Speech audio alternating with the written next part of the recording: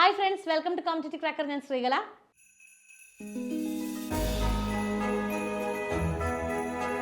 വരാൻ പോകുന്ന set exam വളരെ നിർണായകമാണ്. എന്തുകൊണ്ടാണ് അങ്ങനെ പറയുന്നത്? കൃത്യമായി ഫാക്ട് ബേസ്ഡ് ആയിട്ട് തന്നെയാണ് അങ്ങനെ പറയുന്നത്. നിങ്ങൾ കുറച്ചുപേരെങ്കിലും അറിഞ്ഞു കാണും, ഡിസംബർ 9 ചേർന്ന PSC കമ്മീഷൻ യോഗ തീരുമാനങ്ങളെക്കുറിച്ച് 47 പുതിയ വിജ്ഞാപനങ്ങളാണ് വരാൻ പോകുന്നത്. ഈ 47 പുതിയ വിജ്ഞാപനങ്ങൾ ഏതൊക്കെയാണ് എന്നും കൃത്യമായിട്ട് PSC യോഗ തീരുമാനത്തിൽ ആ ഒരു കാര്യം ഷെയർ ചെയ്തിട്ടുണ്ട്. അപ്പോൾ അതിൽ നിങ്ങൾക്ക് നോക്കിയാൽ അറിയാം, മൂന്നാമതായിട്ട് കിടക്കുന്നത് കേരള ഹയർ സെക്കൻഡറി വിദ്യാഭ്യാസ വകുപ്പിൽ higher secondary school teacher physics, അതായത് HSST ഫിസിക്സ് ആണ് ഉടനെ വരാൻ പോകുന്ന വിജ്ഞാപനങ്ങളിൽ ഒരെണ്ണം എന്ന് പറയുന്നത്. അതായത് HSST ഫിസിക്സ് വരാൻ പോവുകയാണ്. നമുക്ക് എല്ലാവർക്കും അറിയാം, നമ്മൾ ഓൾറെഡി പറഞ്ഞു കഴിഞ്ഞ ഒരു കാര്യമാണ്, 2025 HSST വിജ്ഞാപനങ്ങൾ വരും എന്ന് നമ്മൾ പറഞ്ഞു കഴിഞ്ഞതാണ്. അപ്പോൾ അതിൽ ആദ്യ പടി എന്ന നിലയിൽ HSST ഫിസിക്സ് വരാൻ പോവുകയാണ്. ഇനിയും മറ്റ് വിഷയങ്ങൾ പുറകെ നമുക്ക് മറ്റ് വിഷയങ്ങളും ഇതിൽ പ്രതീക്ഷിക്കാവുന്നതാണ്. ശരിയല്ലേ? അപ്പോൾ HSST പരീക്ഷകൾ വരാൻ പോവുകയാണ്. അതിന് മുൻപായിട്ട് നമ്മൾ എന്ത് ക്ലിയർ ചെയ്തേ പറ്റുള്ളൂ? സെറ്റ് എക്സാം ക്ലിയർ ചെയ്തേ പറ്റുള്ളൂ. ഇത്രയും നാൾ നമ്മൾ പറയുമായിരുന്നു നമുക്കൊരു 1-2 സെറ്റ് എക്സാം കിട്ടുമെന്ന് നമ്മൾ ധൈര്യത്തോടു കൂടി പറയുമായിരുന്നു HSST വിജ്ഞാപനം വരുന്നതിന് മുൻപായിട്ട്.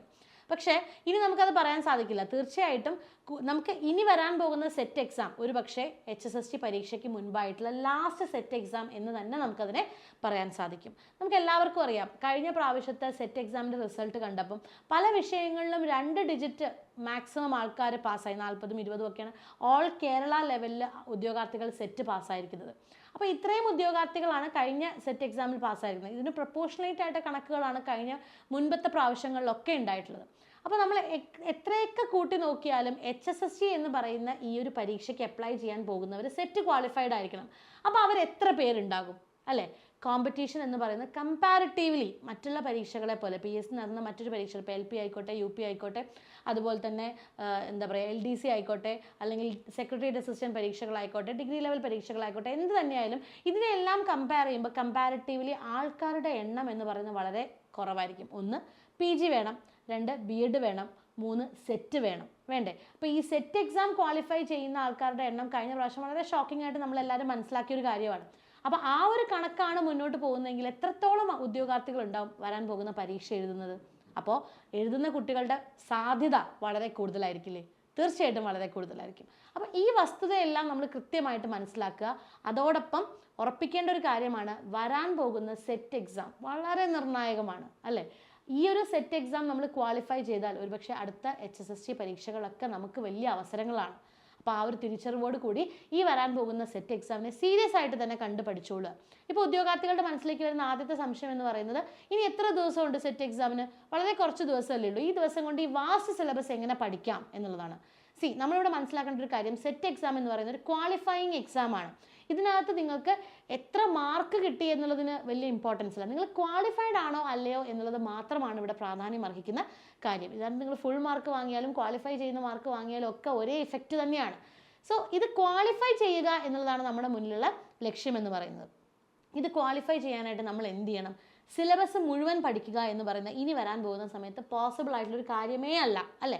അവിടെ നമുക്ക് സിലബസിനെ പ്രയോറിറ്റൈസ് ചെയ്ത് അനലൈസ് ചെയ്ത് PYQ അനലൈസ് ചെയ്ത് പ്രയോറിറ്റൈസ് ചെയ്ത് തന്നെ നമുക്ക് പഠിക്കാൻ പറ്റും. സെറ്റ് എക്സാം അല്ലേ, കുറച്ചധികം പ്രീവിയസ് ഇയർ ക്വസ്റ്റ്യൻ പേപ്പർ മാത്രം പഠിച്ചാൽ പോരെ എന്ന് ചിന്തിക്കുന്ന കുട്ടികളോട്, അങ്ങനെയായിരുന്നെങ്കിൽ ഇപ്രാവശ്യത്തെ വിജയ ശതമാനം ഇത്രയും കുറയുമായിരുന്നോ? ഒരിക്കലും ഇല്ല അല്ലേ? പ്രീവിയസ് ഇയർ ക്വസ്റ്റ്യൻസ് എന്ന് പറയുന്നത് ഏതൊരു പരീക്ഷ പോലെയും സെറ്റിലും ഒരു റെഫറൻസ് പേജ് തന്നെയാണ്, അല്ലെങ്കിൽ റെഫറൻസ് പാർട്ട് തന്നെയാണ്. ആ റിസോഴ്സ് നമ്മൾ റെഫർ ചെയ്യണം. പക്ഷെ അതിനെ മാത്രം നമ്മൾ ഒരിക്കലും ഡിപ്പെൻഡ് ചെയ്യരുത്. കാരണം കഴിഞ്ഞ പ്രാവശ്യത്തെ പരീക്ഷയിൽ വന്ന മാറ്റങ്ങൾ എല്ലാവരും കണ്ടതാണ്. ജനറൽ പേപ്പറിൽ എത്രത്തോളം ചേഞ്ചസ് വന്നു. അത്യാവശ്യം സ്റ്റേറ്റ്മെൻറ്റ് ടൈപ്പ് ക്വസ്റ്റ്യൻസും മാച്ച് ദ ഫോളോയിങ്ങും ക്രോണോളജിയും ഒക്കെ കയറി വന്ന് നല്ലൊരു ടൈപ്പ് ഓഫ് ക്വസ്റ്റ്യൻ പേപ്പർ ആയിരുന്നു. കറണ്ട് അഫയേഴ്സിൻ്റെ ഇമ്പോർട്ടൻസ് കൂടി, മാത്സും ഇംഗ്ലീഷും അതുപോലെയുള്ള വിഷയങ്ങൾക്കൊക്കെ അതിൻ്റേതായിട്ടുള്ള പ്രാധാന്യങ്ങൾ വന്നു തുടങ്ങി. ഈ മാറി വരുന്ന പാറ്റേണിൽ വേണം നമ്മൾ സെറ്റ് എക്സാം ക്വാളിഫൈ ചെയ്യാനായിട്ട്. എങ്ങനെ ക്വാളിഫൈ ചെയ്യാം എന്നുള്ള കാര്യം നിങ്ങൾ കൃത്യമായിട്ട് മനസ്സിൽ അനലൈസ് ചെയ്യുക. PYQ അനലൈസ് ചെയ്യണം, സിലബസ് അനലൈസ് ചെയ്യണം, എന്തെല്ലാം കാര്യങ്ങളെ പഠിക്കണം, എന്തെല്ലാം കാര്യങ്ങളെ പഠിക്കണ്ട. ഈ 2 കാര്യങ്ങളിലും നമുക്ക് എന്ത് വേണം? ഒരു ആധികാരികമായിട്ടുള്ള നോളജ് ഉണ്ടെങ്കിൽ മാത്രമാണ് ഇനിയുള്ള ദിവസങ്ങൾ നമുക്ക് കൃത്യമായിട്ട് ഫോക്കസ് ചെയ്ത് മുന്നോട്ട് പോകാൻ പറ്റുള്ളൂ. സെറ്റ് എക്സാം ക്ലിയർ ചെയ്യാൻ പറ്റില്ല, അല്ലെങ്കിൽ ഒരു ബാലികറ മലയാണ് എന്നൊക്കെ ചിന്തിക്കുന്നതിന് പകരം ഇനിയുള്ള ദിവസം കുറച്ച് സമയം ഇതിനു വേണ്ടി ഒന്ന് ഇൻവെസ്റ്റ് ചെയ്താൽ തീർച്ചയായിട്ടും നമുക്ക് ക്വാളിഫൈ ചെയ്യാൻ പറ്റും. ഇവിടെ വരുന്ന വലിയൊരു മിസ്റ്റേക്ക് എന്ന് പറയുന്നത്, കുട്ടികൾ എപ്പോഴും അവരുടെ സബ്ജക്ട് പേപ്പേഴ്സിൽ സ്റ്റിക്ക് ഓൺ ചെയ്യും, അത് മാത്രം പഠിക്കാൻ ശ്രമിക്കും. ആ ഒരു തെറ്റ് നിങ്ങൾ വരുത്താതിരിക്കുക. കാരണം നിങ്ങളുടെ സബ്ജക്ട് പേപ്പർ കോൺസെൻട്രേറ്റ് ചെയ്യുന്നതിനോടൊപ്പം തന്നെ നിങ്ങളുടെ ജനറൽ പേപ്പറും നിങ്ങൾ മിനിമം കട്ട് ഓഫ് അല്ലെങ്കിൽ നിങ്ങളുടെ അഗ്രഗേറ്റിലേക്ക് എത്തണമെങ്കിൽ നിങ്ങൾക്ക് ജനറൽ പേപ്പറിൽ നല്ല മാർക്ക് ആവശ്യമാണ്. സോ ഈ ജനറൽ പേപ്പർ എന്ന് പറയുമ്പോൾ വളരെ വാസ്റ്റാണ് അല്ലേ. സബ്ജക്റ്റുമായിട്ട് പലരും ഇൻ ടച്ച് ആയതുകൊണ്ട് അത്ര വലിയ പ്രശ്നം വരാത്ത കുട്ടികൾക്ക് പോലും ജനറൽ പേപ്പറിലേക്ക് വരുമ്പോൾ ടീച്ചിങ് മെത്തഡോളജി 60 മാർക്കുണ്ട്, ബാക്കിയുള്ള 60 മാർക്കിന് എന്തോരം പഠിക്കണം എന്നൊരു ചിന്തയാണ്. ഇവിടെ എല്ലാം നമ്മൾ അനലൈസ് ചെയ്ത് പ്രയോറിറ്റൈസ് ചെയ്ത് ചോദ്യങ്ങളിലൂടെ പഠിക്കാൻ ശ്രമിക്കുക. ഈ സിലബസ് മുഴുവൻ ഇനി കാണാതെ പഠിക്കുക എന്ന് പറയുന്നത് പോസിബിൾ അല്ല. പക്ഷേ മാക്സിമം ചോദ്യങ്ങളെ പരിചയപ്പെടുക, ആ ചോദ്യങ്ങളിലൂടെ നമ്മൾ കൃത്യമായിട്ട് കാര്യങ്ങളെ മനസ്സിലാക്കി പഠിക്കുക. ആ രീതിയിലുള്ള പഠനമായിരിക്കണം ഇന്ന് നമ്മുടെ മുന്നിലുള്ളത്. ഇപ്പോൾ ക്രിസ്മസും അവധികളും ഒക്കെ കഴിഞ്ഞ് നമുക്കറിയാം ഏകദേശം നമ്മുടെ കയ്യിൽ ഉണ്ടാവാൻ പോകുന്ന ഒരു 30 ദിവസമാണ്. ഈ 30 ദിവസം ചിട്ടയായ പഠനം മുന്നോട്ട് കൊണ്ടുപോകുകയാണെന്നുണ്ടെങ്കിൽ തീർച്ചയായിട്ടും നമുക്ക് ഇപ്രാവശ്യത്തെ സെറ്റ് എക്സാം ക്വാളിഫൈ ചെയ്യാവുന്നതാണ്. കഴിഞ്ഞ എല്ലാ പ്രാവശ്യങ്ങളിലും കോമ്പറ്റേറ്റീവ് ക്രാക്കറിനെ സംബന്ധിച്ചിടത്തോളം റിസൾട്ട് എത്ര നമ്മൾ സംസ്ഥാനത്തൊട്ടാകെയുള്ള റിസൾട്ട് എത്ര കുറവാണെങ്കിലും കോമ്പറ്റേറ്റീവ് ക്രാക്കറിനെ സംബന്ധിച്ചിടത്തോളം നമുക്ക് ആ ഒരു റിസൾട്ടിൻ്റെ ഒരു ത്രെഷോൾഡ് എപ്പോഴും മെയിൻറ്റെയിൻ ചെയ്യാൻ പറ്റാറുണ്ട്. അത് ഇവിടുത്തെ അധ്യാപകർ, ഏറ്റവും നല്ല അധ്യാപകർ, ഏറ്റവും മികച്ച സ്റ്റഡി ടൈം ടേബിളോട് കൂടി നിങ്ങൾക്ക് മുന്നിലേക്ക് വരുന്നത് കൊണ്ട് തന്നെയാണ്. ഏതൊരു പരീക്ഷയ്ക്ക് പഠിക്കുമ്പോഴും നമുക്ക് വേണ്ടത് ടൈം ടേബിൾ തന്നെയാണ്.